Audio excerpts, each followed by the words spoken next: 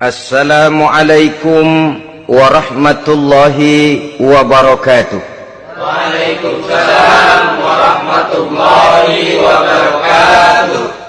Bismillahirrahmanirrahim. Alhamdulillahi rabbil alamin. Wassalatu wassalamu ala ashrafil anbiya'i wal mursalin, Sayyidina wa maulana Muhammadin wa ala alihi wa ashabihi al-mujahidin at-tahirin, amma ba'du. Saudara-saudara kaum muslimin seiman dan sekeyakinan yang berbahagia, pada suatu hari seketika sedang berkumpul dengan para sahabat, Rasulullah pernah memberikan peringatan. Beliau bersabda, yushiku an tada'a alaikumul umamu kama tada'al akalatu ala qas'atiha. Pada suatu saat nanti akan datang di tengah-tengah kamu, wahai umat Islam, di mana orang-orang lain di sekeliling kamu akan bersatu mengerubungi kamu seperti bersatunya orang-orang mengerubungi makanan di atas meja hidangan. Akan datang satu saat nanti di mana kondisimu dikepung sedemikian rupa, yang barat mau menerkam, yang timur mau menghantam, yang selatan mau menginjak-injak, yang utara pun akan menjelajah. Kondisimu seperti makanan di atas meja hidangan. Sebagian sahabat merasa heran dan terkejut, lalu mereka bertanya, amin qillati nahnu yawma izin ya Rasulullah? Apakah jumlah kami pada waktu itu sedikit ya Rasul? Kami sampai dikepung sedemikian rupa? Beliau menjawab, bal antum yawma izin katsir. Sama sekali tidak. Kamu tidak sedikit pada saat itu. Bahkan jumlahmu sangat banyak. Kamu adalah mayoritas. Walakinnakum ghusa'un ka ghusa'is sail. Tetapi keadaanmu saat itu persis seperti buih di lautan.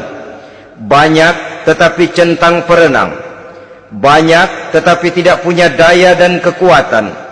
Banyak tapi dipermainkan gelombang lautan, dihempaskan ke tepian pantai tanpa punya makna dan arti. Kondisimu pada saat itu kuantitas yang tanpa kualitas, sehingga orang lain enak saja mengepung kamu. Akidahmu didangkalkan, dibanjiri dengan peradaban dan kebudayaan yang menjauhkan dari agama. Dari segi maksiat dan munkarat seluruhnya mengepung sampai kita melepaskan nilai-nilai Islam kita ini. Dan celakanya, sambung beliau, wal yanzi'anna fi qulubi aduwikumul mahabata minkum. Akan dicabut kehebatanmu di mata musuh-musuhmu, sehingga pada saat seperti itu orang lain memandangmu umat Islam enteng saja, remeh saja, tidak ada apa-apanya. Sudahlah, pokoknya umat Islam sikat saja. Umat Islam enteng, umat Islam kecil, umat Islam tidak ada apa-apanya. Alangkah ironinya, alangkah menyedihkannya, memilukan dan sekaligus memalukan. Umat yang mayoritas ini dipermainkan oleh yang minoritas. Umat yang jumlahnya terbesar, terbanyak, bahkan konon menurut catatan sampai 90%, tapi dipermainkan oleh mereka kelompok-kelompok kecil ini. Wal yakzifanna fi qulubikumul wahn. Pada saat itu di hatimu dicampakkanlah penyakit wahan. Sahabat kemudian bertanya, wa mal wahnu ya Rasulullah? Apakah penyakit wahan itu ya Rasul? Beliau menjawab, hubbud dunya wa karahiyatul maut. Penyakit wahan itu tidak lain hubbud dunya wa karahiyatul maut. Terlalu cinta kepada dunia dan terlalu takut kepada mati. Materialistis dan takut resiko. Dua penyakit inilah yang menyebabkan walaupun umat ini mayoritas, tapi dipermainkan oleh yang minoritas.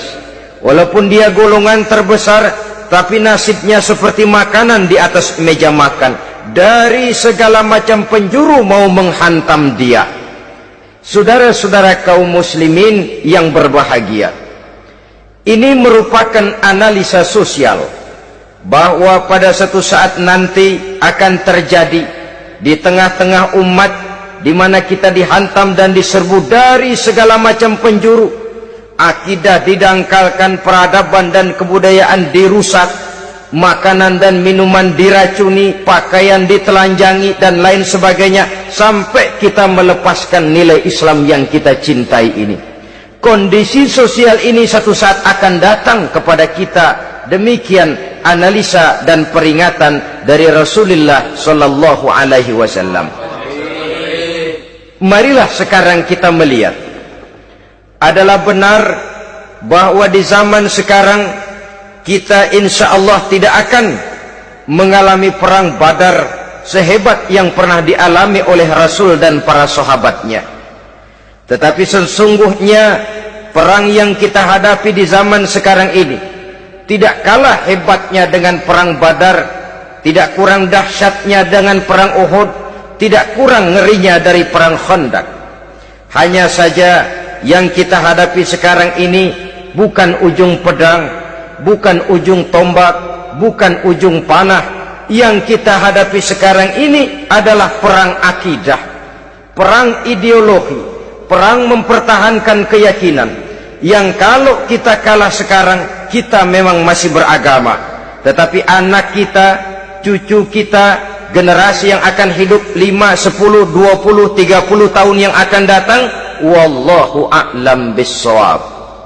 Islam, saudara-saudaraku, tidak mungkin hilang dari dunia, tetapi tidak mustahil Islam gulung tikar dari desa kita, tidak mustahil Islam gulung tikar dari kampung dan kota kita, jikalau kita tidak menjaganya, jikalau kita tidak memeliharanya, bahkan jikalau kita tidak mewariskannya kepada anak-anak kita, generasi yang akan datang.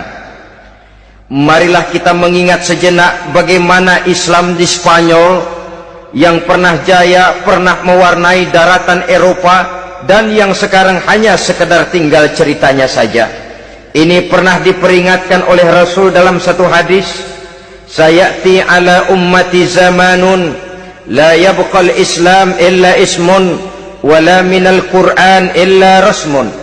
Akan datang satu masa di tengah umatku di mana pada masa itu Islam ada tapi hanya tinggal sekedar namanya saja, dan Quran pun ada tapi cuma sekedar tinggal tulisannya saja. Apabila kita tidak mewariskan ini kepada generasi yang akan datang, maka serbuan-serbuan dari berbagai macam penjuru dari hari ke hari semakin kita rasakan kehebatannya. Tidak mustahil sejarah Spanyol akan terjadi di desa kita, akan terjadi di kampung kita, akan terjadi di kota kita. Orang Spanyol kalau mereka cerita kepada anaknya, mereka akan cerita, "Nak, di sini dulu ada masjid." "Kapan, Pak?" Dulu bener dah.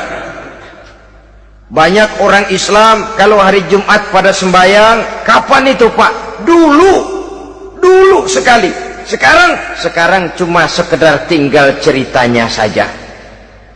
Bukankah sesuatu yang sangat tidak mustahil apabila kita tidak menjaga dan mewariskan Islam ini kepada generasi yang akan datang, maka serbuan-serbuan akan membawakan hasil yang diinginkan oleh para penyerbu itu tadi. Kita sudah menjadi umat yang mayoritas, tetapi umat yang mayoritas ini menurut Rasul dikepung sedemikian rupa, akidahnya didangkalkan, peradaban dan kebudayaannya ditekan sedemikian rupa, kehidupan sosialnya dibuat individualis, kemudian dari segi pergaulan, pakaian, makanan, minuman dan sebagainya diracuni, sampai dia tidak lagi berpegang teguh kepada agamanya. Dan dikala itu hilang kehebatan umat ini di mata musuh-musuhnya. Orang lain memandang kita ringan saja, enteng saja, satu umat yang sudah kehilangan wibawa. Padahal konon kabarnya kita mayoritas, tapi enak saja dikutak-kutik orang lain.